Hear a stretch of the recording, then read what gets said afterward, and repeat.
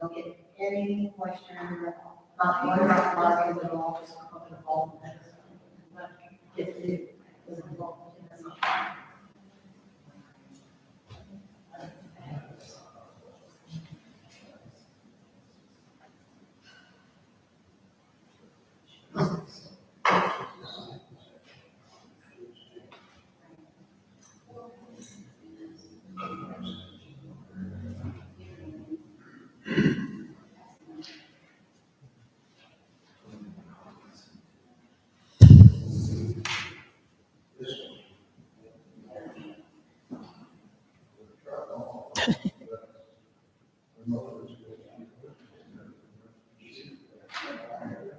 Ready?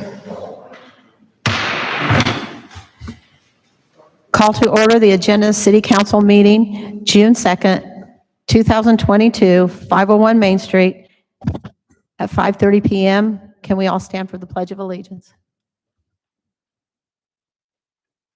I pledge allegiance to the flag of the United States of America and to the republic for which it stands, one nation, under God, indivisible, with liberty and justice for all.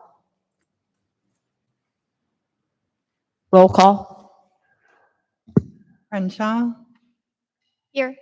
Altaid, Here. Garcia, Wynn, Hilenthal, Here. Andrews, Here. Marsden, Here. Bryant, Here. Greenwald, Here. 8 present, 1 absent. Mayor's correspondence. We had a request out today that we still need people to adopt flower gardens in our Ram Park, and that's such a beautiful place in the summertime. So if you know of anybody that's interested, we can contact here down at City Hall or the Garden Club. And you get your flowers free, and you can add anything to it you want at your own cost, but they do supply the flowers. Item number 2 is First Friday is tomorrow night, and if you didn't attend last month for First Friday, you missed a good night. This is going to happen the first Friday of every month, and it's sort of the way that putting on the glitz was. Tomorrow night is about the arts, and the businesses downtown will be open from after 5, so that you can come down and shop and eat and drink local. And last time they had quite a crowd, and it was very much fun. So I encourage you all to come out and support us. Saturday is the farmers market at the River City parking lot, and it's from 8 to 11:30. The auditor's office will be open in Keokuk and Fort Madison, so you can cast an absentee ballot from 8 to 4. Glenda Studio of Dance is having a recital at the Grand Theater, and it starts at 6 p.m. Impact Band will be playing at Rand Park Pavilion at 7 p.m. It's a bring your own bottle night, and they will be selling made rights and hot dogs. So that's a good night, and it's free. And the weather's wonderful, so come on out and enjoy. On Sunday, the Standing Bear Council meeting will be held at 1 o'clock at the Hawkeye Restaurant. And again, I encourage you all to eat, drink, shop, listen, and support our local. Item number 6 is citizens' request.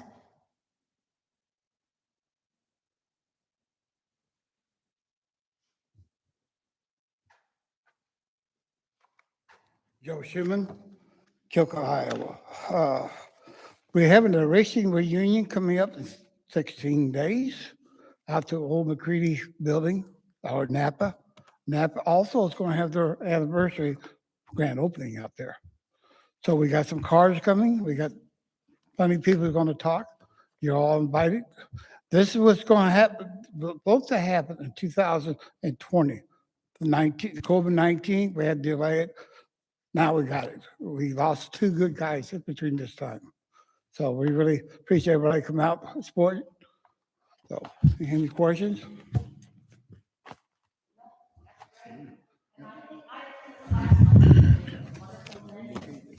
It's a great tribute to the racing in our Keokuk. We have great history there, and so everybody should come out and enjoy. It is June 18th from 10 a.m. to 4 o'clock.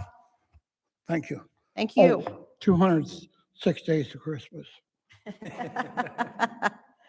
Don't even say that. Item number 7 is a consent agenda. Minutes of the council workshop and regular city council meeting of May 19th, 2022. Minutes of the safety committee meeting of May 19th, 2022. Minutes of the goal setting session of May 25th, 2022. Cigarette permits for July 2022 to June 2023. Resolution approving a liquor license for Casey's number 2636 at 3530 Main Street, effective July 1st, 2022, Class E liquor license with Sunday sales. Resolution approving a liquor license for Casey's number 2595, 326 Main Street, effective July 1st, 2022, Class E liquor license with a Sunday sales. Special event permit for the Rand Park Pavilion, various music concerts for summer of 2022, requesting council approval to allow bring your own bottle. Special event permit for Rolling on the River, Victory Park, August 19th and 20th, 2022. They will be applying for a liquor license.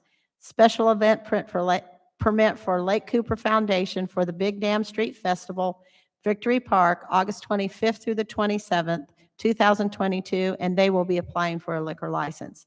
Do I have a motion to pay bills and transfers listed in registrar's numbers 5274, 5276? Motion to approve the agenda, including the consent agenda. So moved. Any discussion?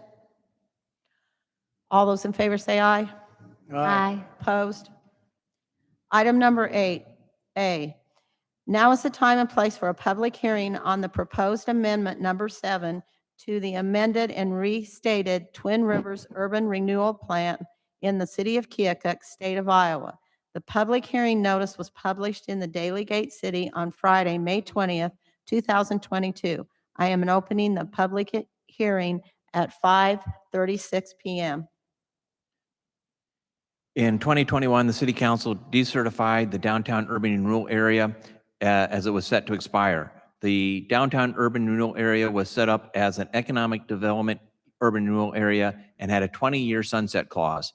The resolution adds the downtown area into the Twin Rivers urban renewal area as a slum and blighted area. This provides for no sunset clause. A consultation meeting with Lee County and Keokuk school districts was held on May 13th, 2022. No comments were received at that time. Prior to adoption of the resolution for amendment number 7 to the Twin Rivers Urban Renewal Area, a public hearing must be held.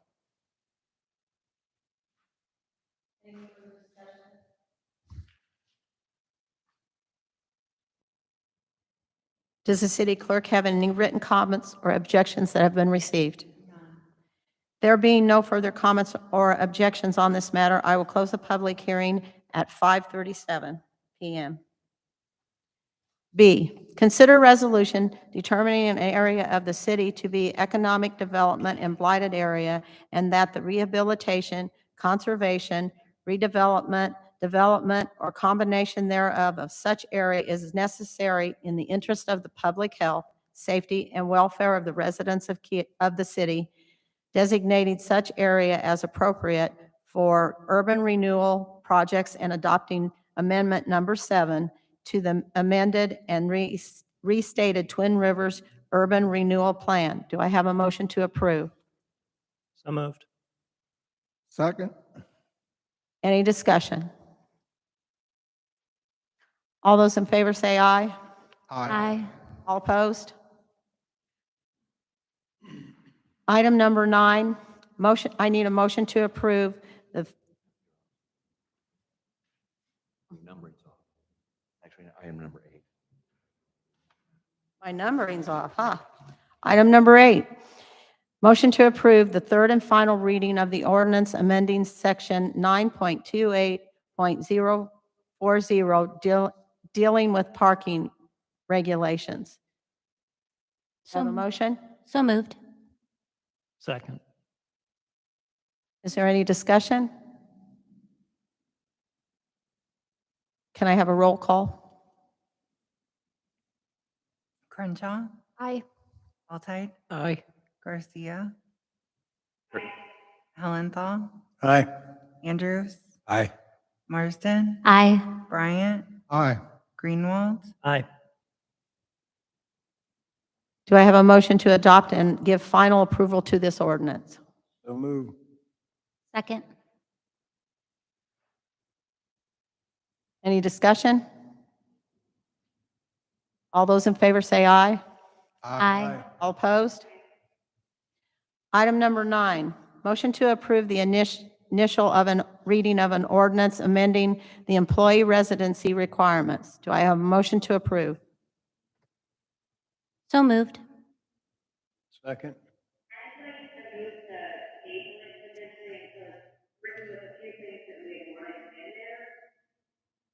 What did you want in there, council member? We never got clarification from the fire chief. He wanted it to be the same as the other departments, some sort of, I guess, benefit for the residents of the city. Well, first of all the ordinance does right now is allows the council to adopt residency requirements by resolution at a later date. So we have time to confer with him on that. I have confirmed from my previous conversation with him that he is okay with the 10 miles outside of city limits, including out of state.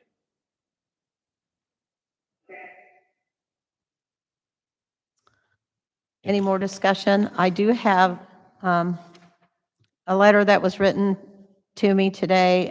It says, "Good morning. If the opportunity arises, would you please throw in my 2 cents worth of commentary in the residency requirement discussion. I am not sure when it will come up for discussion again. Our employees need to live here, shop here, and participate in our community events. These activities are the lifeblood of our town and should not be shipped to Clark or Hancock counties. If our employees are allowed to live across the borders, they likely will remain faithful to their roots and support the businesses in their companies. Jobs, jobs, jobs has been a rallying cry in Keokuk for many years. When we have a job opening, keep our employees in Keokuk. Please consider spending a few more dollars advertising our jobs in the local media, social media, and making contact with Southeastern Community College to put the word out to potential employees. With the extra effort, I am sure the good employees can be found. There have been times when an exception has been made to the residential rule, the most current being the FBO at our airport. In some cases, an exception can be made. Please make those cases the exception and continue to follow the current residency requirements. Keep the jobs here. And this is signed by Gene Ludwig. So I'd also like to explain some background on this. As per the discussion of the May 19th, 2022 work session, the proposed ordinance changed the residency requirement for city employees. First, employees will no longer be restricted to live within the state of Iowa. Second, all other limitations will be imposed by resolution of the city council. Third, the city council can still make exceptions by vote of the council. The resolution setting limitations will be placed on the agenda once the ordinance has reached its final passage. And as a reminder, the additional limitations are as follows. Employees other than employees of the police department must live within 10 miles of the city limits as the crow flies and are not limited to the state of Iowa. Employees of the police department may reside anywhere within Lee County, Iowa. Employees must meet the requirement within 60 days of hire, which is included in the current ordinance. And if you don't want that in the resolution, I need to know. Not discussed, but as part of the administrator's agreement already, the city administrator must reside within the corporate limits of the city of Keokuk.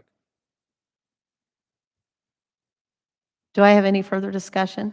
I did have one person that kind of said the same thing to me about she was in favor of opening up our, lessening the mile restriction so people can live farther away, but wasn't too crazy about the idea of maybe them living in a different state because of the same concerns of they're going to be more loyal to that town and not want to get involved so much with what is going on in Keokuk if they don't live here. And I've had the same thing. And people call me and basically said almost the same thing. Yeah. They would just soon stay in the city. They didn't really care too much about the 10 miles, but when it came to being out of state, it was really kind of adamant. I can see it that way, but I can also tell you that we draw in a lot of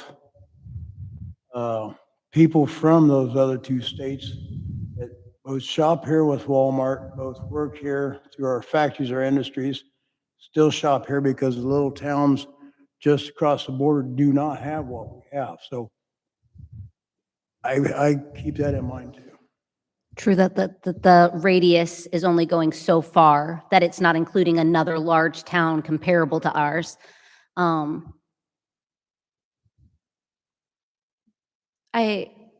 think change can be difficult too. I know, again, in my former profession, I knew lots of teachers that lived outside of their teaching area and taught in that and still were very active and still loved their school, loved their community. So I think it just depends on that hiring process and who we're hiring and really making sure that we understand when they're here, now that we've opened, if we decide to open this, that when they do come to interviews, and hopefully we get a larger applicant pool, that's the goal, that we pick the right person that fits our mentality, fits our group, but whether that, that they're going to be a part of it, that, that's kind of on them to bring in. And I think that's something that Keokuk draws. I know when I first moved here as a transplant, I used to leave, I don't know, every other weekend to go see my mama because I was just so, felt lonely. And then all of a sudden, everything that Keokuk had to draw in, I felt busy every weekend. And I really do think that it grows on you and you just we all are here loving it, and I think it can grow on other people. They might live in Clark County, maybe if we hire them, maybe over in Hamilton or something. And who knows, maybe it's worth it to come over here. Maybe, I mean, I do believe that you should live in the place that you can make a change and vote in. When they live over there, they're not going to have any vote to make a change over here if there's a change that comes up. But hopefully that is something that they put upon themselves. I also think about their mental happiness. What would make them a good employee? I think there's a balance of home and work and community that kind of goes into that. I would like to add that we already allow city employees to live outside of the city limits, depending on job description for certain occupations. And that 10-mile limit is already in place. So by opening up the state lines, I don't view it so much as we're changing whether we allow them to live within the city or not. I think what we're doing is we're just opening up our potential pool for the future if the need were ever to arise in a future job hunt. And then with the police department, this ordinance would be increasing the residential requirement for the police officers. Now, with our discussion with Chief Hinton, he also reiterated that he would prefer his staff to be within the city limits, but as long as they were within the county, it would not impact response times of his department. Did we have a discussion, and I could be getting this wrong, maybe I was just thinking it. It says 10 miles, and I know that's what we have. Did we talk about time of 10 minutes? Is that the same? Are they equivalent, or is it one more than the other? They're not necessarily equivalent. And usually what it is, if it's 10 minutes, it's 10 minutes from their work site. So what it is you would have to, This is 10 minutes from the city limit. this is 10 miles from 10 the city miles from limit, the 10 city miles from the limit. Oh, city yeah. limits, Okay. okay? Okay. I also think, I'm not sure if it was that, right? I can't hear everyone real clear, but I think that's why we have some sort of benefit for being a Keokuk resident. I think that attract people and keep people who are already here staying. In regards to advertisement, I think everyone knows the police department for people. I don't know what other way they can advertise to get Keokuk residents to apply. Really, I mean, they're going to jump their social media, newspaper, etc. they're going to schools. Chief Hinton said that last time. Yeah. I also think if we're making a lot of exceptions, like, I think if it was just occasionally we made an exception, like if it was just that the airport manager, and that was the only exception we had made in a long time, then this wouldn't have come up. But if we're making lots of exceptions, then what is the point of the ordinance as it sits? That's why the change is coming, so that we have a little bit of control over it to kind of say, okay. Well, have we made many exceptions outside of the airport? I think in the time that I've been here, we've made 2. We had one public works employee who, as the crow flies, was 10.1 miles outside city limits. And then Raymond, the airport manager, we made an exception on that. Now, what I would suggest as the council do is that if you go forward with this and they're allowed greater flexibility, because now they can live in Missouri or Illinois, that exceptions be exceptions, truly exceptions, because they have much more opportunities or availabilities to secure housing. I believe we made the exception in the airport thing because we didn't have the expertise in the city limits, and we made the exception. But we've made them in the past. We made them to the police chief. Randy Dobson lived at Summitville, and we at first told him he had to move the city, and he said no problem, he would. But then we said, you're only going to be police chief for 2 years. We didn't feel the burden of him having to move into the city, so we went there. I see on this also that this could be such a thing that there could be a thing come down the road where all city council people are just elected at large, where we don't have a designated area. Well, that would. That's a different that- ordinance, that right? would No, I that know would it's a take a different vote ordinance, of, that would but take a vote of the I'm telling you people. What I feel this could lead to. And I also say that one of the reasons why 10 minutes within the city probably was in there on account of the old bridge. You know, when you could get stuck, and Hubenders had that in our contract, our labor contract, that if you were stuck on the bridge, you had so many minutes after the bridge closed to get to work. So those things are in there for changes. But I don't know if we want to lay down a hard and fast rule. I would rather if have that in here to where we can make exceptions to that according to ability and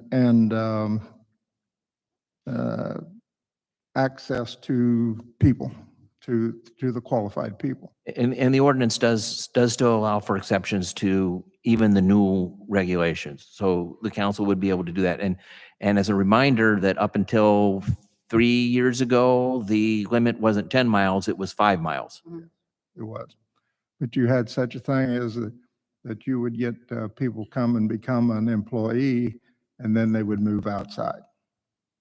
When they got hired, they met the rules. And then after that, then they moved out in the city, out in the county. Now, Cole, on the 10-mile thing, I don't really have too much of a problem with, but I really have a problem with them being out of state. I think that, I know a lot of people too that works other places and comes here, Walmart, every place else. But this is our city employees. They're representing Keokuk. And I think that they should kind of stay right in this area. I just do. That's my opinion. And council member, remember that this ordinance being proposed was because of a discussion we had at a work session. Right. So this is really a council-generated ordinance.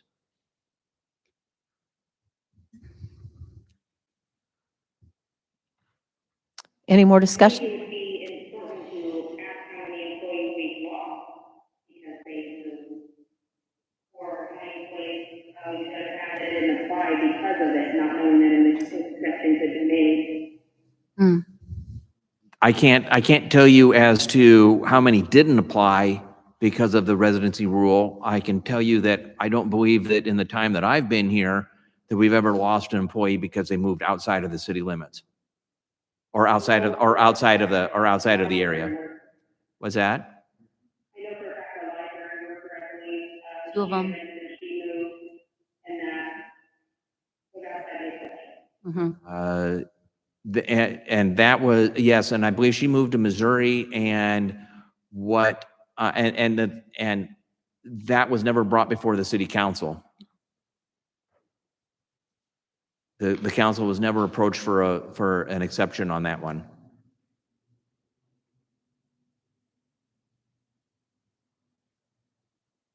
Any more discussion? So we have a first and a second, right? Yes. Okay, so, Did we have a Okay. motion to table, or was that not a motion? I don't think it was a motion, was it, Rosalind? Rosalind, did you still want a motion to table or not? As long as we can add in, benefits for our residents, then I'm fine with. Yeah, because you can do that as part of the resolution once the ordinance has reached final passage. I'll remove the motion to table. Okay. So I'll need a roll call.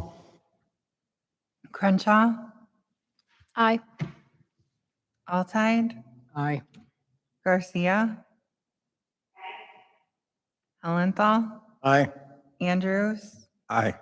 Marsden, Aye. Bryant, Nay. Greenwald, Aye.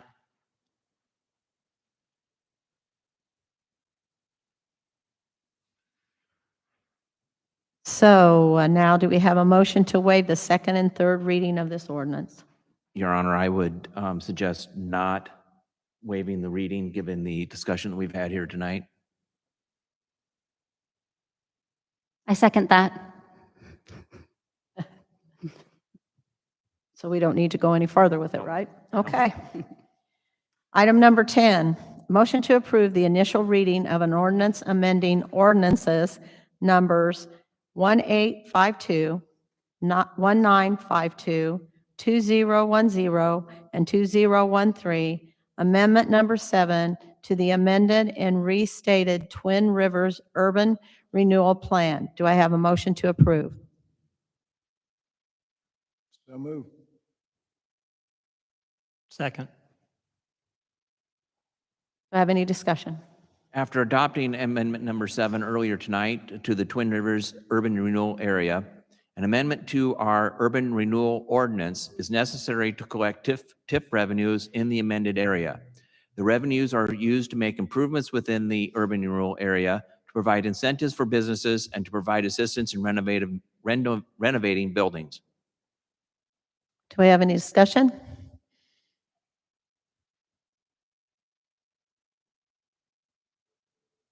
We'll need a roll call.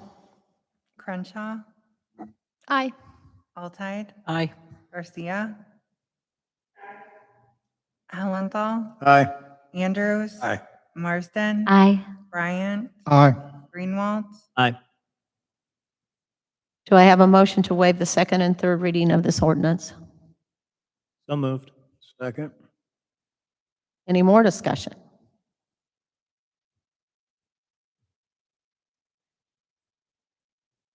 Yeah, you do on that one.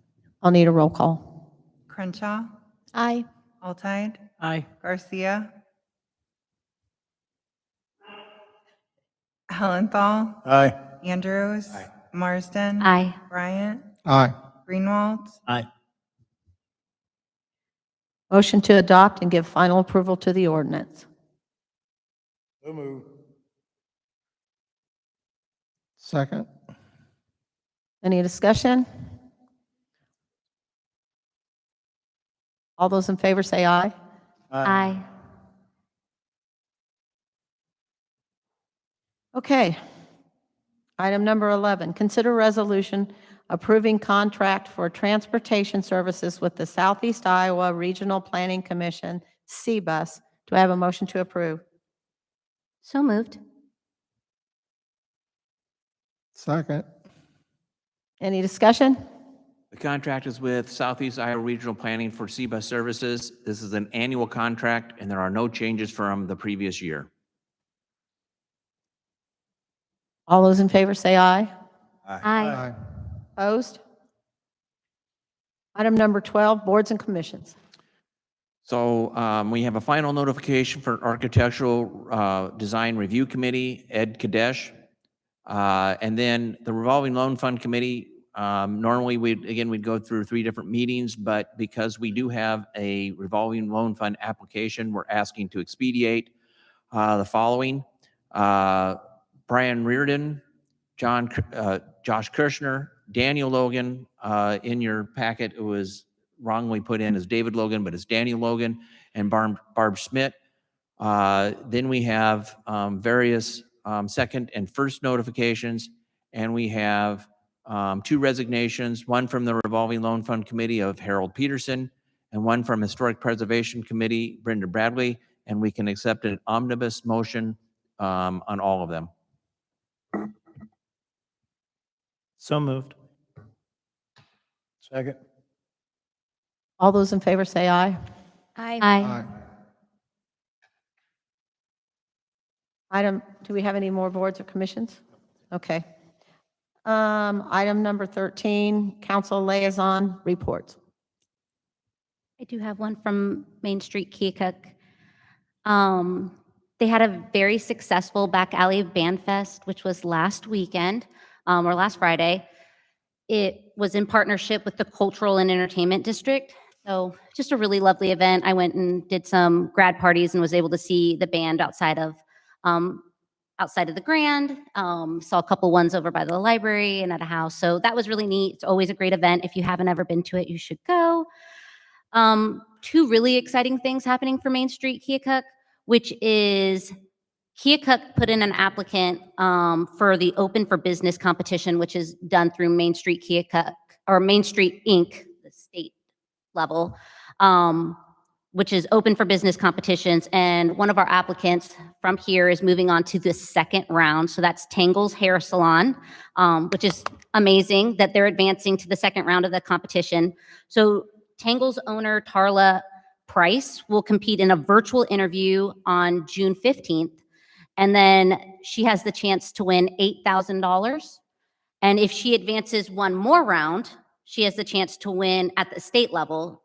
She has a chance of winning an additional $20,000. So for a total, if she was to advance to that third round, a total of $28,000 going to one of our Main Street Keokuk businesses right here. So really awesome that she's doing that and really glad for it. Another really great thing going on is Main Street Keokuk was awarded $6,000 in a grant from the Golden Oak Society that we're really appreciative for, to put out new planters on Main Street. So they've already put in an order. We're gonna do 8 more planters out on Main Street. And we should have them up before summer's out, I believe. And that's it. Anyone else?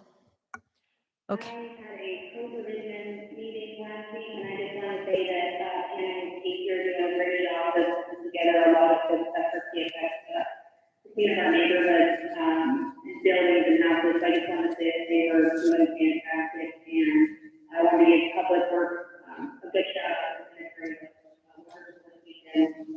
So I just want to say thank you to staff members. Okay. Item number 14, staff reports.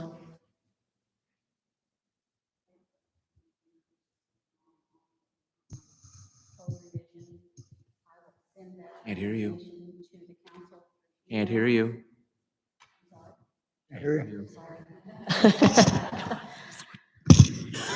My husband tells me I don't speak loud enough. So I was just going to comment on the code revision. We did discuss the vacant building registration. I will send that out to the city council. I will not be here next council meeting.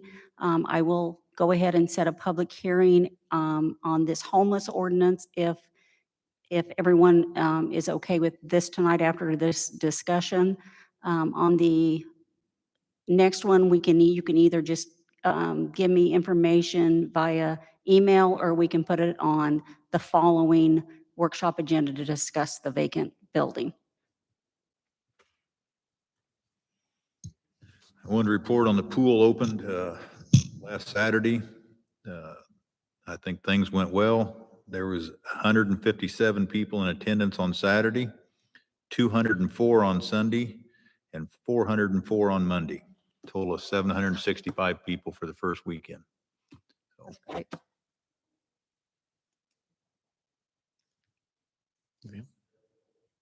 One of my stove been a little cold.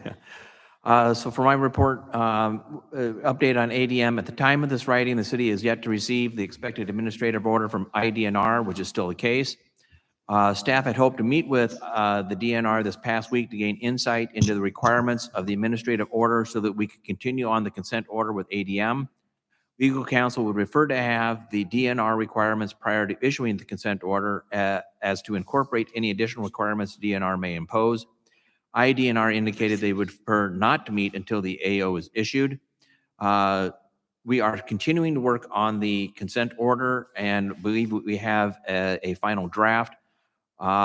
We still need to proceed with it, even though I will tell you that our affluent has come back into compliance. We're meeting the E. coli because the UV system is working. We're meeting the solids. We're meeting the BODs. We're not sure all of the different processes, so we still have to do some investigation, and that's why we need the consent order as well. But ADM is back up to full production, and as soon as they went to full production, everything seemed to fall into line. So, but we still need the consent order to make sure that things like this don't happen again. Washington, D.C. trip. Mayor Mahoney and I will be traveling to Washington, D.C. as part of the Greater Burlington Area Chamber of Commerce Southeast Iowa Days. During the trip, we'll meet with our congressional delegation and hope to meet separately with Senator Grassley's grant coordinator, though I received notice today that She will meet with us, but it will be it will be part of the group meeting, and then we can talk to her a little bit afterwards. That meeting is to really to talk about the rail bridge and other possible opportunities that can be discussed. I am going to talk to each of the elected representatives about passing a new energy bill so that maybe we can get those energy credits that are necessary for Siemens to start operations back up again. If you got any other topics, let me know before Monday. Anybody else? We have any new business? With that being said, do I have a motion to adjourn? So move. Second. All those in favor say aye. Aye. Meeting's adjourned. We'll take 5 minutes before the work section.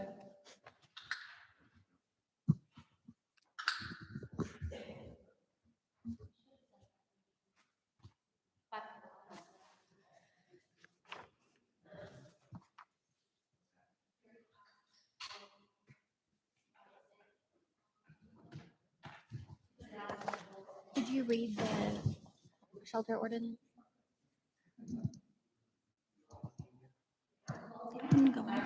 Yeah, there's a couple of things in here I'm not sure about. Like, you know how people can't live on like the first floor of like any of these buildings? So why would we put like a warming center for people to live in on the first floor? Hold on. Carissa. Living in. Carissa.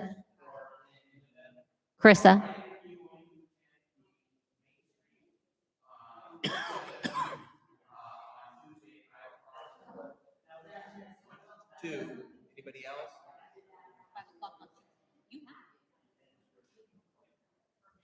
You have to. That's three.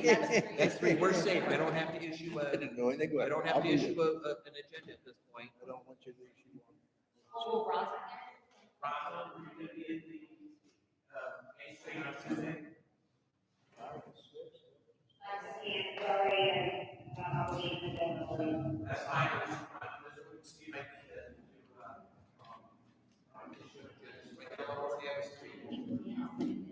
That's fine. That's four.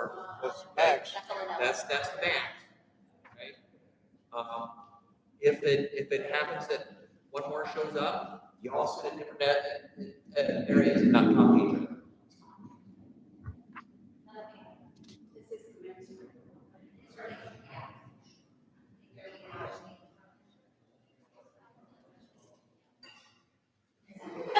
When that type, And then talk to you. Talk to you. Talk to me. Yeah.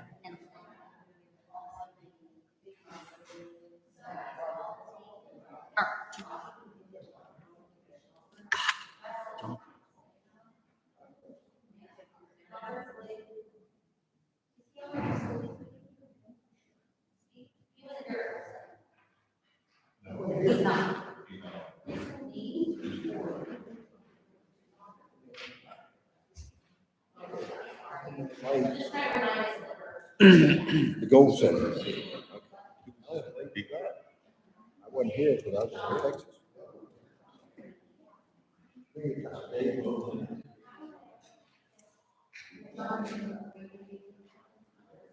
what? First I heard of it. Robert's being instructed to sit.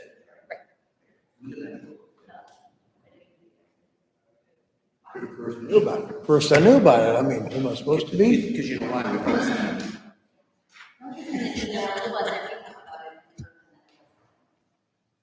Text me, people. Text me, people. I told. He's checking to see who's on that committee.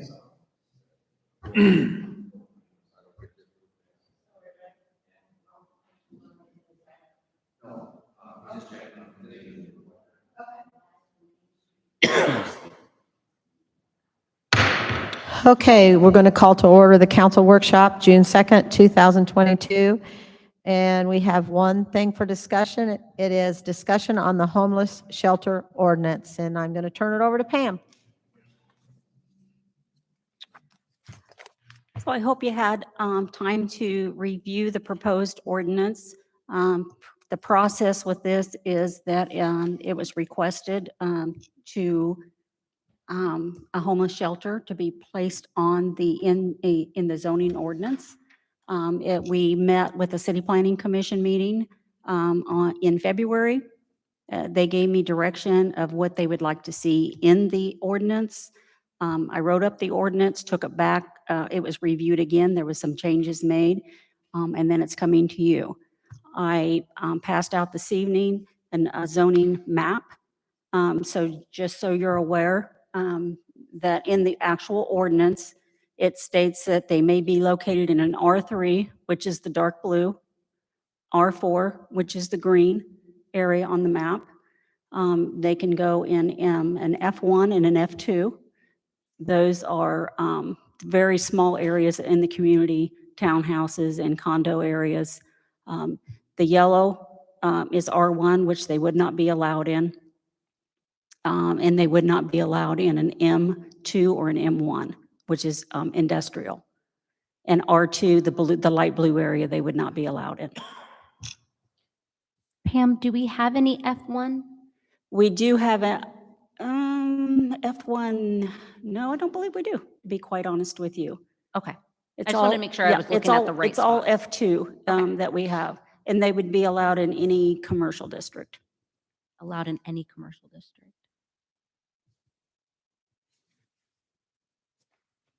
Also in the University of Iowa did some reports for the city of Keokuk. They did numerous reports, but one of those reports was combating rural homelessness in Keokuk. I also included that information in tonight's information. The recommendation, it just says the problems facing Keokuk are no different from those in other rural communities across America. These recommendations include both short and long-term goals to help individuals who are experiencing homelessness. Steps would be collect data. Without adequate data, it's difficult to understand the scope of the issue. To their best knowledge, it was 20 to 30 individuals that were currently experiencing chronic homelessness. Once the data was collected, the scale of the problem would become clear. Existing support networks for homelessness, create and maintain a seasonal homeless shelter. So those were some of the actual report information. So does the council actually have any questions? I do, Pam. When, like, the definition of homelessness that they used to do the report, were they counting, like, do they call, like, what I would call doubling up? Was that part of it? Because I don't believe, I know that that's sometimes called a couch surfing or that sort of thing. Honestly, I don't know in their definition if they actually even had a definition of what they were referring to. I don't believe the 20 or 30 individuals that they estimated would include that number. that's okay. That's what I was wondering. Okay.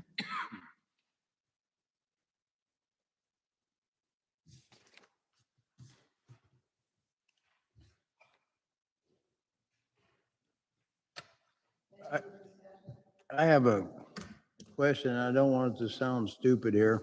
And I haven't had time to go through the whole thing yet. What is the actual goal of having homeless shelters? Is it to rehabilitate? Is it to get them into housing? Is it to get them a job so they can buy housing? Or is it just to put them up when the weather's bad? Or is it to put them up so we can attract more? I'm just not real sure what the long-term goal of this project is. To me, I mean, I'm going to let Mr. Brown speak, Darren Brown, who has a homeless shelter in Washington, along with, after he speaks, you may have some questions with his actual shelter. For myself, I would think that it's mainly um, trying to get people relocated and out of, homes that are vacant, breaking into those homes, trying to get them redirected in a different direction.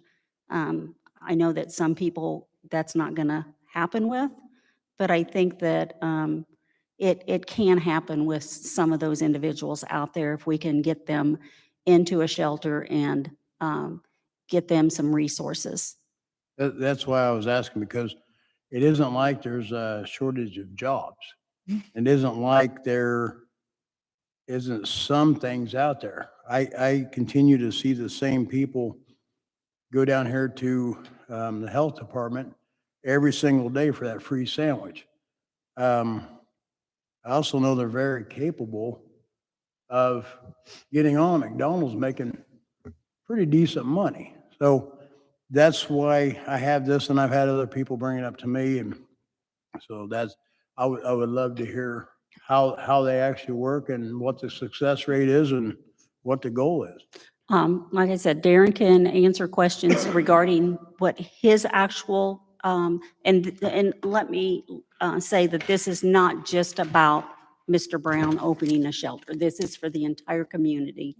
That they could go in any of these districts under what our ordinances would state in the special use permit. And I also have another member of the community, Mr. Boddicker, who would like to also speak to the council. So I'll just. I would like to just, I do think that homelessness is a piece of the puzzle. Like of course, having a job and then losing your home is one thing, but then you add in, what if you have children? What if you're a single parent? We're in a community that it's kind of a desert for childcare. I mean, I think about, like, what if I left my husband? What if I was in an abusive relationship? I left my husband. I have to find a job. I have 3 children I got to tug along with me, and I can't take them to work. I would want to have a secure, safe place as a transition to get me to where it is. Now, I'm lucky and blessed enough that I'm not, you never know. You never know, really, to be honest with you. So, but lucky enough to be blessed that I'm not, I hope not to be in that situation, but I do know that there are people in our community faced with that, and they're doubling up in houses. I'm sure the police department sees this, where you have multiple families and then they're surfing and then you have kids transferring. So I do think getting a job is one aspect of homelessness, but there's so many other issues. There could be mental health, there can be, other things that play a part into that. Yes, That I think is something to think about too as we go into it, because when you think about it just as jobs equaling a home, it doesn't always equate so perfectly. It does create this gray area. So, but I do, yes. The floor is yours.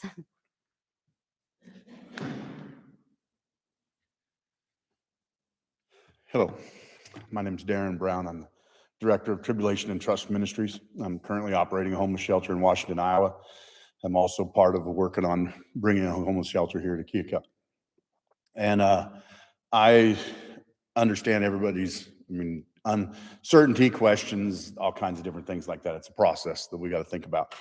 So at the point of the process that we're at this moment is for us to even put a homeless shelter in Keokuk, we got to have a zoning. We got to have somewhere to put it, because we tried already and we couldn't get through it until we had that done. Does Keokuk need a homeless shelter? Yes, I think that that's not even an arguable point. I believe it's pretty clear that it's needed. What type of shelter? What would we have? Would we have rehabilitation? Would there be just a shelter out of the weather? What does that offer? So we were faced with those same questions in Washington, and we had to go through the city council. We had to get a special use permit. We had to make that happen, and so we operate up there. We've been in operation for 3 years, and we have. If we do something wrong, they could pull our permit from us, and we would not be able to operate. So they've set some stipulations forth in that and do that. And so our heart and our desire is to change lives. That's what we try to do. That's what our focus is on. In our facility, they come for 45 days. Everybody gets 45 days a year. And then if you are showing potential of working and bettering your life, we'll let you stay longer to achieve the goal. If you're not, if you're just there to suck up resources, then we don't allow you to stay any longer. If we do breathalyzers, we have drug and alcohol screening, we do all of that stuff. And if they're not staying clean, I don't keep extending services to them. I ask them to stay clean and sober. That's a stretch for a lot of them. It's a part of the process. Not everybody agrees with that approach. Some people would just have us continue to give them resources. Some people wouldn't. And so having operated up there for 3 years, I've learned enough about it that there's different things that I would do different. Like for instance, in Washington, I don't have a place. If somebody is out in the cold and they're drunk and disorderly, I don't have a place to put them. In a new facility, that's something that I would want. Some kind of wouldn't be much different than what you would call a drunk tank in a jail, and except for the door wouldn't be locked. But a place where they don't have to be clean, they don't have to worry about that. Because anytime you're dealing with transient people, you have a lot of things that you have to deal with. You have to deal with bed bugs. You have to deal with all the possibilities of any kind of that. So you have to keep it clean, and there's a process to the whole thing. And so in that, each person that would bring that to you and say, listen, I want to open a homeless shelter in your community, each person that does that is going to come with a different approach. Okay, and so when you build your special use permit, that's where you're going to protect against those kind of things. You need to think about, what am I going to have in my special use permit, right? And so those are the questions that you legitimately want to ask. And some of the things that we've talked about here is that the shelter would have a police emergency plan in place, or a fire emergency plan, and just different emergency plans and stuff like that that would have to be approved by both the fire department and the police department. That's all good stuff. I think that's good. The rest of it, you'll have to kind of figure out on your own as far as what you want to do there. I can tell you what we've experienced in Washington. One of the first questions you would ask is, have we experienced an influx of homeless people from other counties? Because that's the first thing that a lot of people worry about, is if you build it, they will come, right? And the number one thing that you have to understand is you already have them. They're already here. That's really not a question. But will more come? Yes, possibly could more come. In your location, there's a little bit of a risk. The social services in Iowa and this is already part of the problem here, the social services in Iowa are better than the social services in Missouri or in Illinois. So they're already migrating here just because of that reason alone.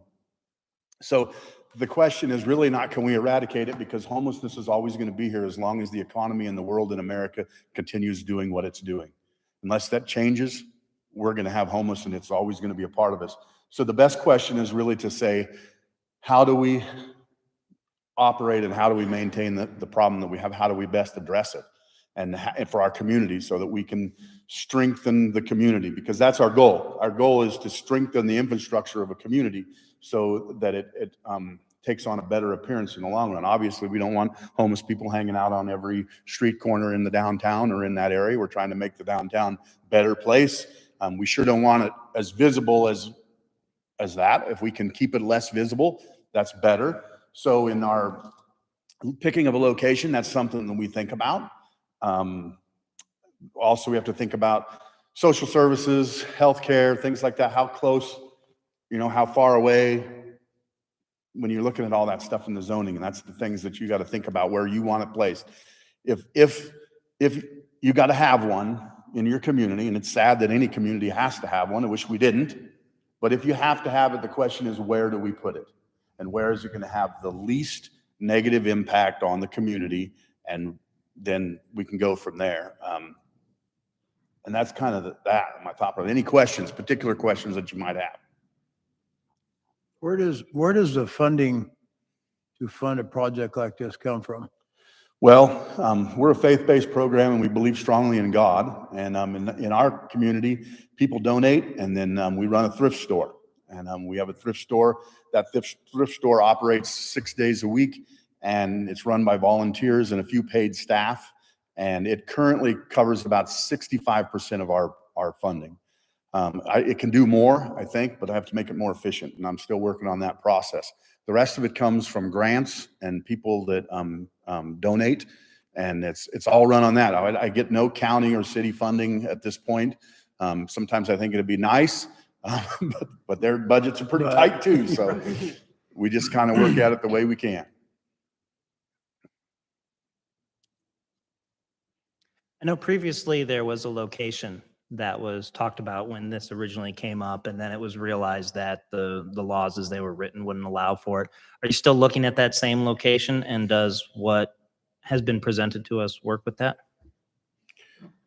The answer to that would be yes, we are still looking at that location. Does it work for that? No, it would have to be rezoned in that particular area. And can it be rezoned? It's possible. We'd have to go through a process to use that location. We would have to go through a process. We're not locked into that location or anything like that. It's just one that appeals to us and would work. Is that the right answer? No, that's not the right Okay. answer.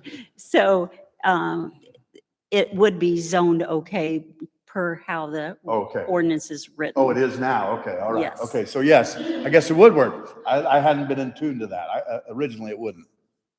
Now, the facility would actually have to comply with all building fire codes. You know, it says up to 35 individuals could go within a shelter, but that also including maximum occupancy restrictions. So if the site did not allow, the calculations for the fire and building codes did not allow that many residents in that building, they would not be able to go up to 35.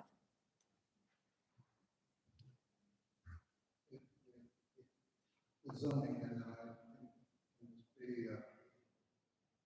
just women or just men or families or It can, yeah, it does not classify, you know, shelters for men, women, families. what is the zoning? So right now, we do not have the zoning for a homeless shelter. We have the different, it does not fall into like group homes or, you know, boarding houses. It does not fall into that classification. So the Planning Commission recommended that it could go into the R3, which is 2-family, R4, which is multifamily, any commercial, C1, C2, C3, C4, and then condominium and or townhouse. So no dwelling can go into a industrial district unless it's a you know, a caretaker. Other than that, I myself I recommended to the Planning Commission that it be a R4 or above. They wanted R3 and above. So that's how the ordinance is written. The Planning Commission actually, per Iowa code, the zoning for 414.6, the City Council, the Planning Commission prepares a preliminary report and holds a public meeting, and they have to submit it to the council. And the council needs to receive that report prior to holding their public meeting and having action on the actual ordinance. So we went through the Planning Commission, their recommendations. You don't have to accept their recommendations. You can change those if you feel that something needs to be changed. How does a homeless shelter differ from your side of the table, Pam, as compared to, say, the Talbot House or Lydia's house? So actually, if you look into state codes or even court cases, a lot of times you will find that an addiction is a disability. I mean, it can be considered a disability, and those can be challenged if you actually do not allow certain classes or into different zoning districts. So you actually, you know, I've had the city attorney take a look at this. I've read a lot of different court actions on different, it doesn't say that you can't place them in a specific zoning district. It's just that you have to treat them the same as you would treat a use similar. Okay. So, So I just wanted to make sure that Yeah. those facilities were operating Yes. correctly as well. 'cause those they're doing good facilities are work, in so an I don't- R4, so they, would be allowed. Now, with speaking with the city attorney, I just wasn't really sure, and I even took it to the Board of Adjustment because I was unclear on, can this go in an R4 without any special use or any zoning change? They didn't feel that that was correct. The city attorney did not feel that was correct with the ordinance that we had in place.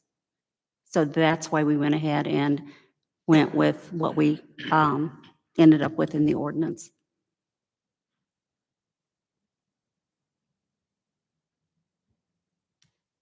And an R4, I'm sorry, I always say R4, but that's a multifamily.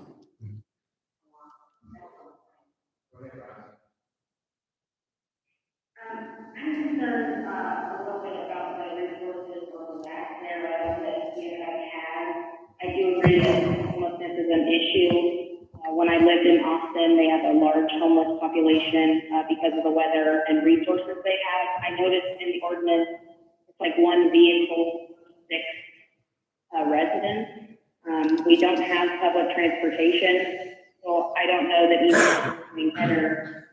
How are they getting to and from jobs and, I don't know, appointments, things to help them be better or do better?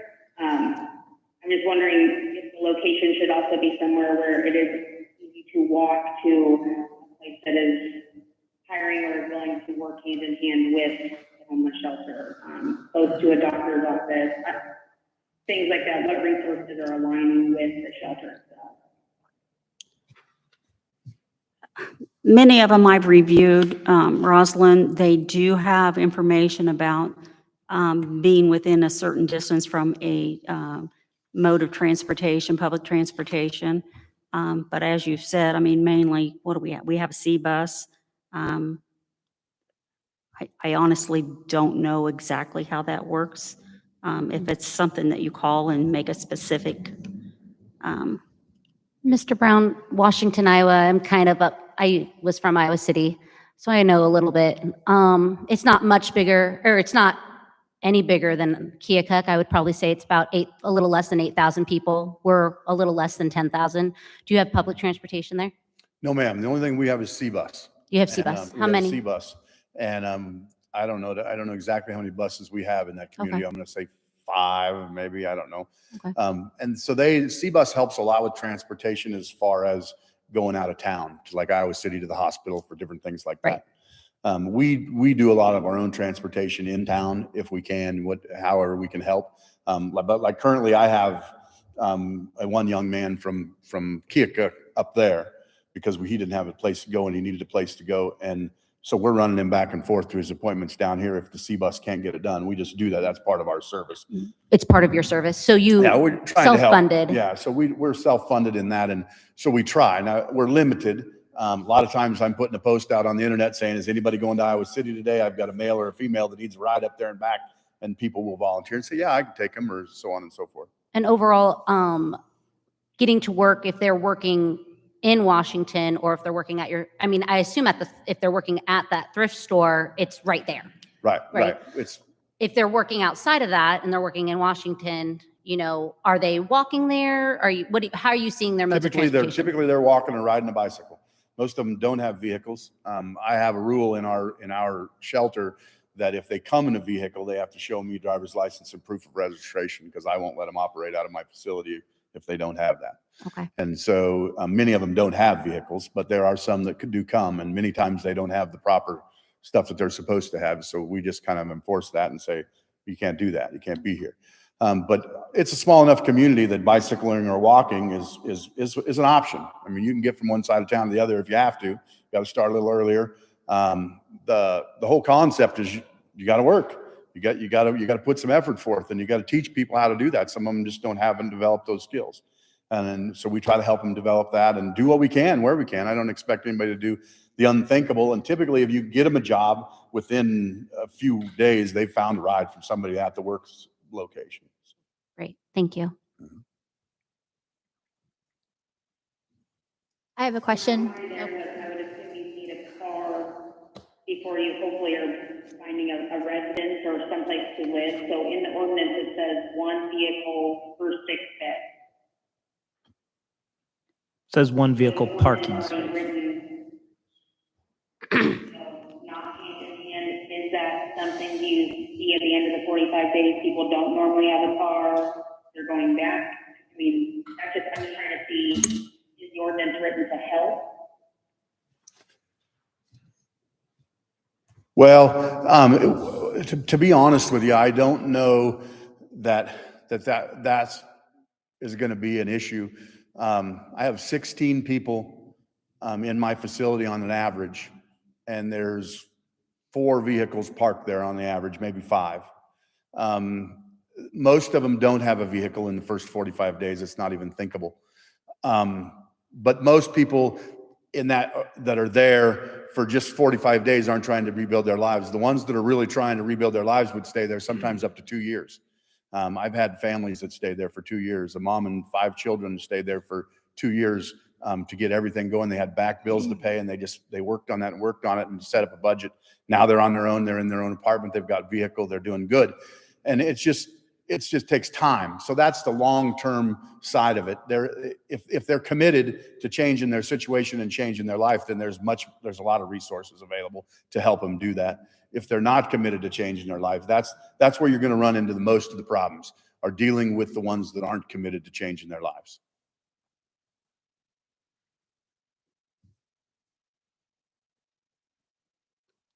I am checking right now what the parking requirements are for multifamily. If you'll give me just a sec here, I will look at that and give you an answer on that. You said they get 45 days. If they're not trying, then they're out. And you said that was 45 days a year? Yes, sir. Is that correct? I thought I heard Yeah. that, but I want to make sure. Then sometimes I let it slide. Sometimes, they'll be out for a week or a month, and then they come back and I say, okay, all right, we're going to do this for you. Now, according to the rules, we don't have to, but we're going to do that for you. And that's called grace. And that's what God gives us, is grace. And so we just use it as a teaching example, and then we'll try to help them again. How many staff members would be at a Keokuk location? I don't know. It all depends on the population of what's needed. And so right now in Washington, we have 13 employees jobs that were created by the opening of our shelter up there. And that's between the thrift store and the shelter. And so we have 2 people on duty, a male and a female, at the shelter every night. Sometimes 3, just depending on what the numbers are. So a dwelling 3 stories or less, 1 parking space for each dwelling unit is required within the actual zoning code.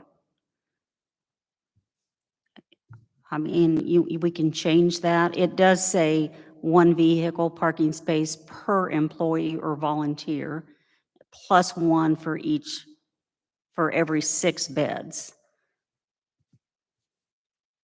So that'd be 6 for the beds then, plus then the employees. Yes.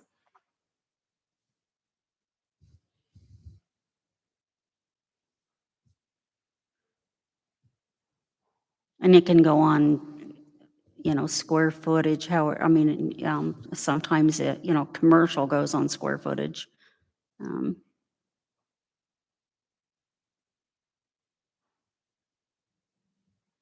And of course, a lot of dwelling units anymore, everyone seems to have a car. So, if you got 5 kids and 2 adults, there's a lot of times there's a parking problem in just any residential district a lot of times. This says off-street parking. Yeah, and these are off-street parking requirements, so they do have to have off-street. So we'd be looking, with the example of the 13 employees or volunteers, we need roughly 20 off-street parking spaces associated with the facility. Correct. Yep.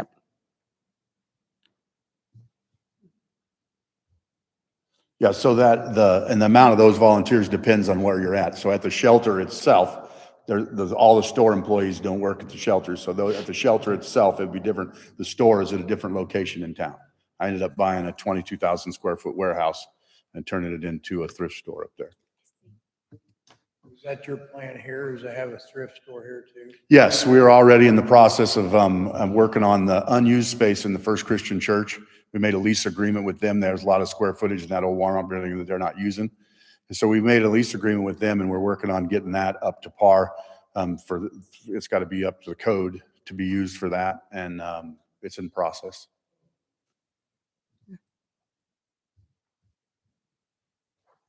So to go along with that, you said that your shelter in Washington was mostly ran on, donations and everything. Is that going to be the plan for this one as well? I was a little confused because on the last page of this packet, it says under establish and maintain a shelter is to find a city-owned building. So I didn't know if the city was going to be responsible for helping pay for any of the shelter, or if it's going to be strictly what you did in Washington. Are you The plan reading? here is to do what we do in Washington. Okay. We take all the help we could get, but the plan is to do what we did in Washington. Yeah, the packet in front of us is the University of Iowa's analysis and recommendations on how maybe one could come about. So it's not the ordinance, it's just a recommendation from. Okay.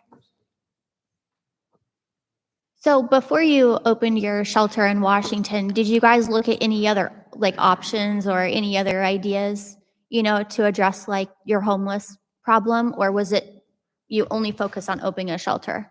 Or did you talk about anything else?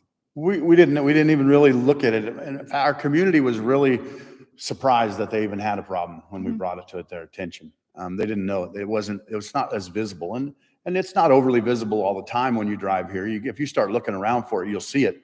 But up there, it wasn't. It was there, and we knew it was there because we have a resource center that's open during the day for mental health, people struggling with mental health, called Choices.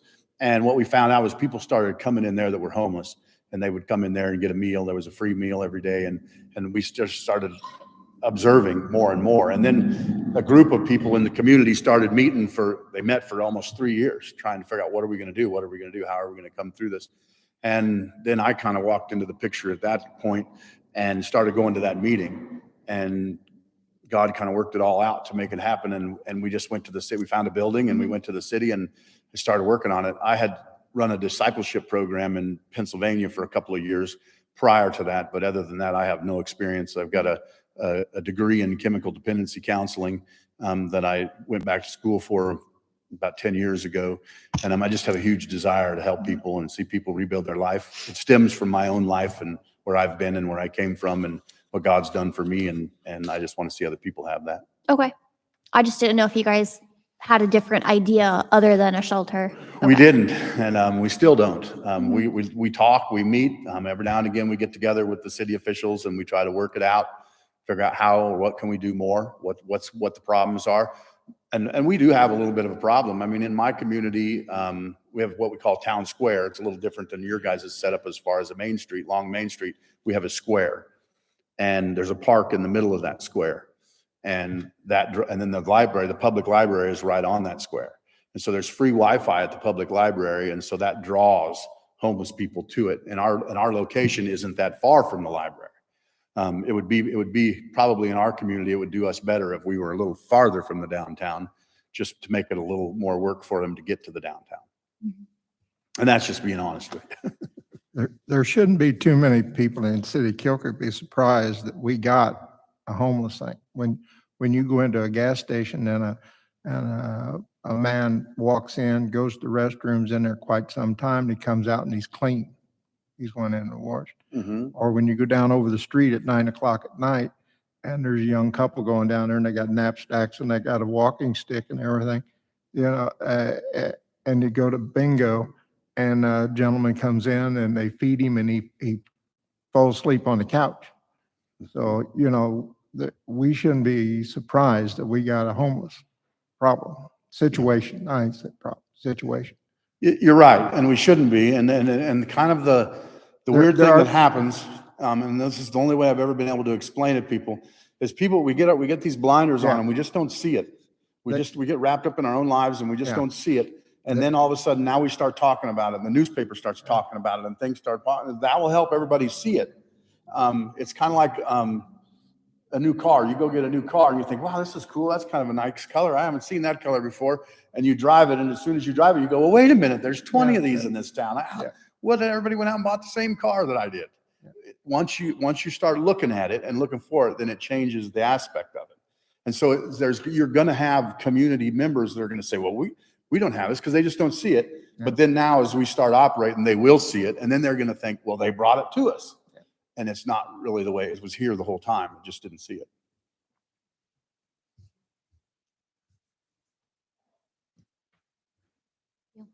Well, if no one else has questions of Mr. Brown, Mr. Boddicker would like to say a few words or maybe have some questions.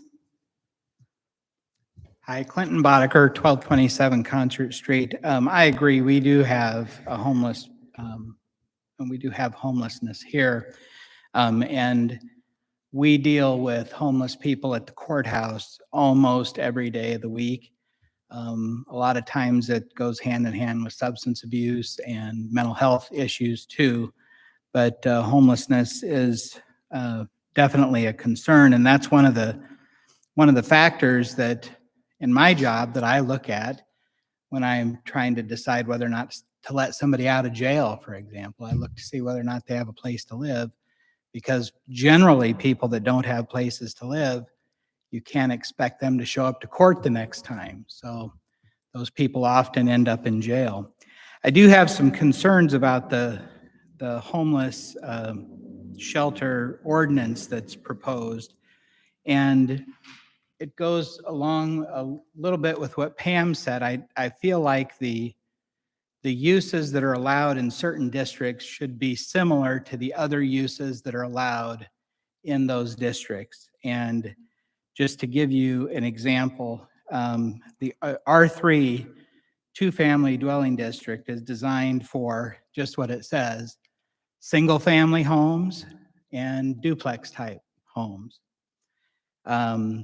And then R4, multiple family, those would include apartments and so forth. Now, I looked up the most analogous types of uses to a homeless shelter, and there's a boarding house and a lodging house, both specifically listed in the city code. Neither of those uses are allowed in R3. They're both allowed in R4. And a boarding house, just to give you an example, it's a building other than a hotel where people stay for prearranged definite periods of time. It has to serve 3 or more persons, but no more than 20 people. And a lodging house has a restriction on it, no more than 5 people. And so you cannot have either of those types of uses in an R3 district.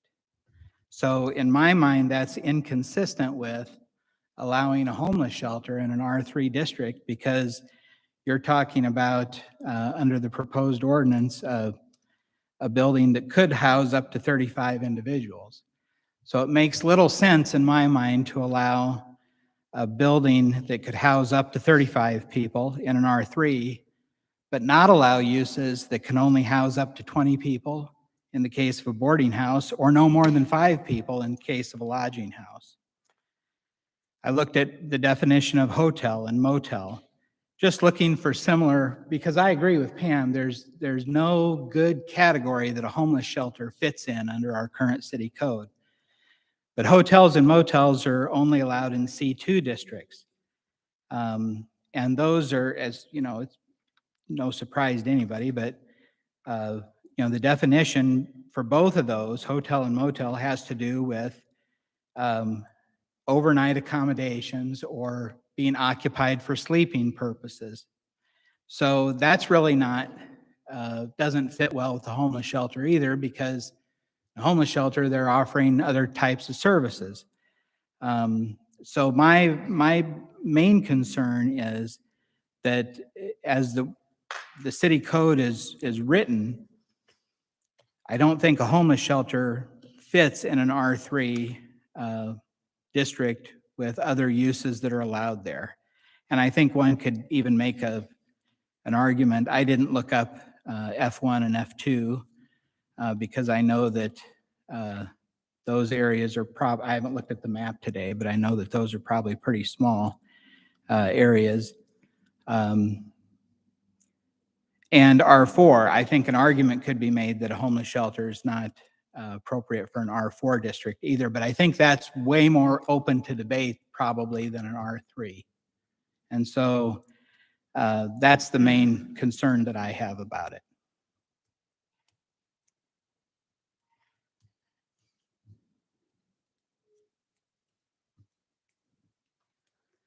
And I would agree with you, Clinton. That was not the recommend, I mean, I made that recommendation and that's not what the recommendation of the planning commission was, so. Was it because, I'm just going off a whim, I wasn't there. Is it because there's certain buildings that were built long ago that fit the description or what? Like, I guess, I see your guys' points. I'm just wondering, why did the committee go with an R3? I'll be quite honest with you. When we first met, the location that Mr. Brown wants to be, that he's looking at was in an R3. And I think that honestly, they got stuck on that. And I kept trying to remind them that this was community-wide, not just one location.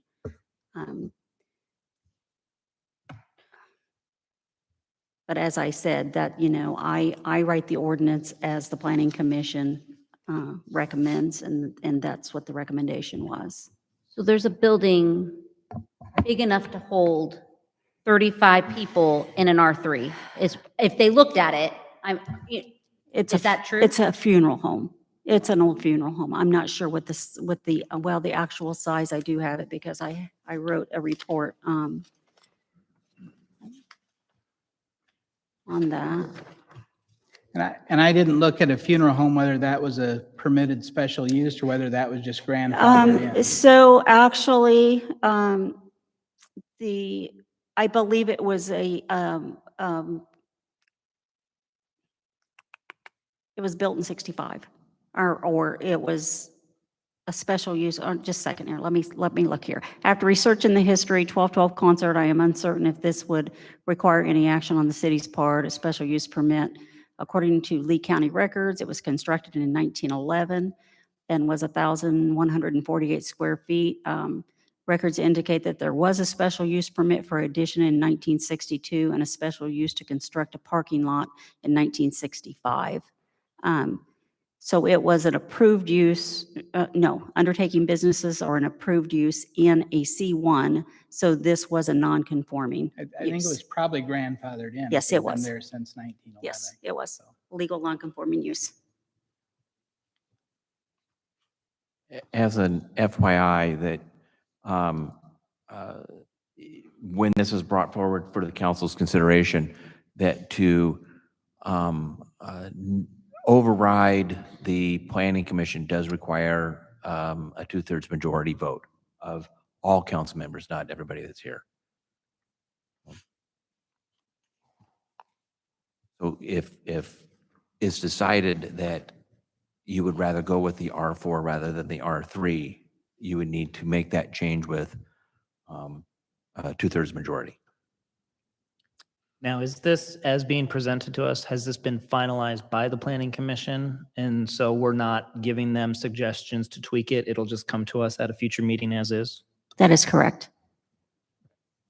If there are things in here that we don't agree with, would we be able to change those?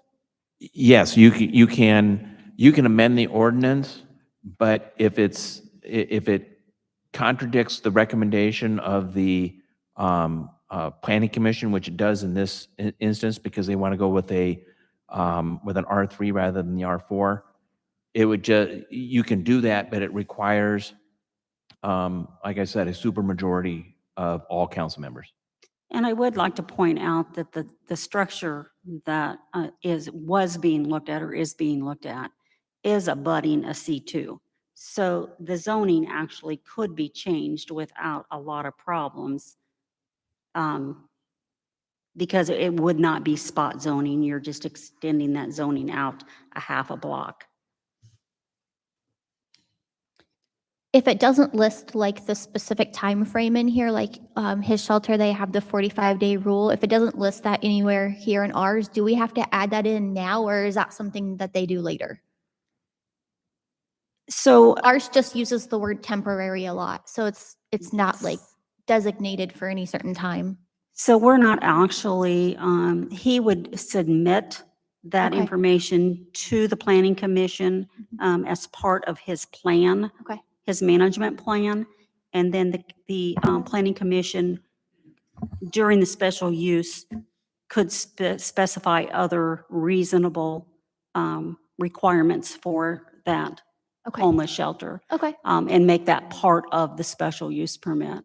They can also require them to come back once every year, once every 5 years to renew, something of that nature. You can do a lot in a special use permit as long as you make sure that you are specific in the motion when you actually do it to require those reasonable requirements. Okay.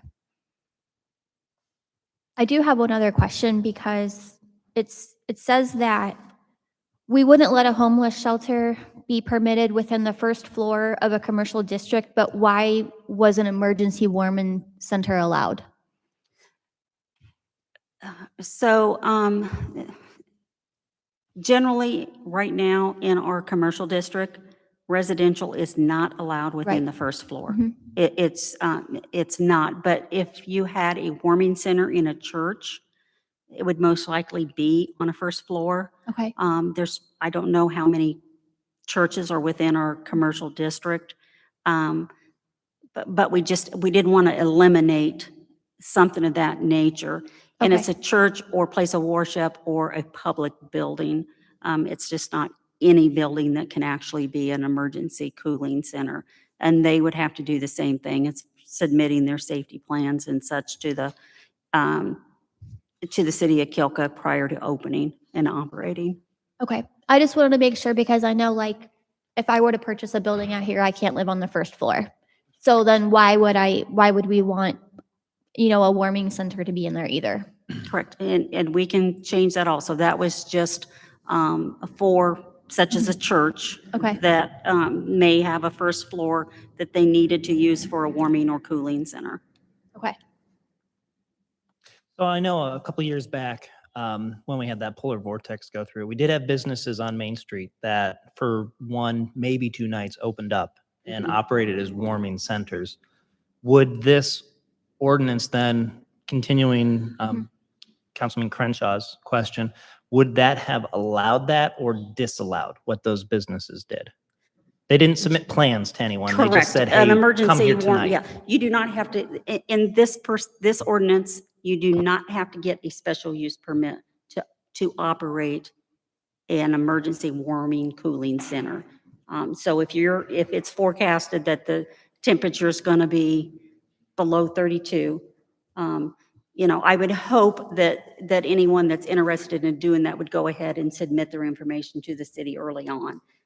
And then police, fire, and just to make sure that you have your exiting, your egress, your safety information in place. And then, but yes, they do not have to get a special use permit. It's just submit your information, let us know that you're going to be doing that.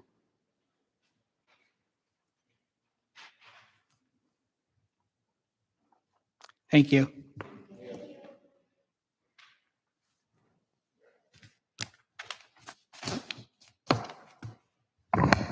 Any other questions? Otherwise,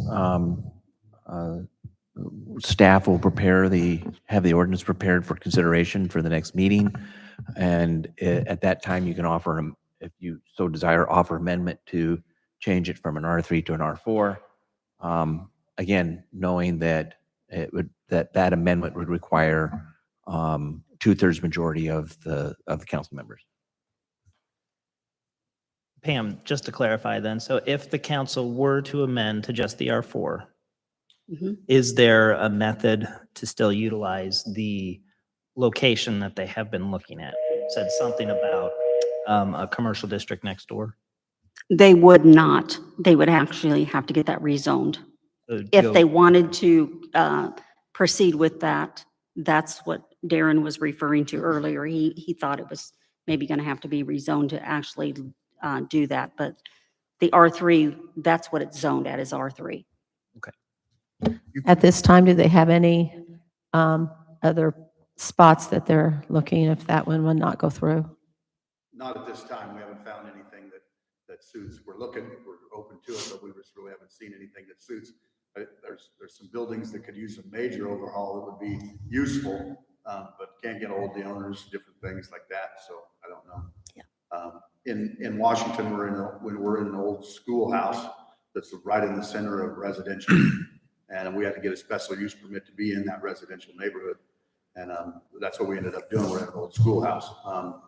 We looked at the Wills Carey, I think it is. Wills Carey, Wills yes. Carey. And I can't get a hold of the owner. He's out of the country or in Canada, I think, if I remember right, or Alaska, one of the two. He's up there somewhere.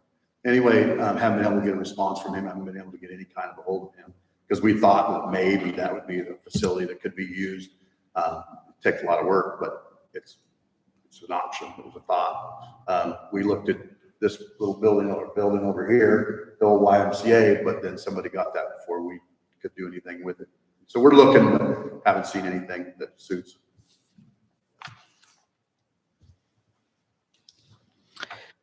Any more discussion? So that's it on the agenda. Do we have anything else? Then this meeting is adjourned. Tuesday, what time?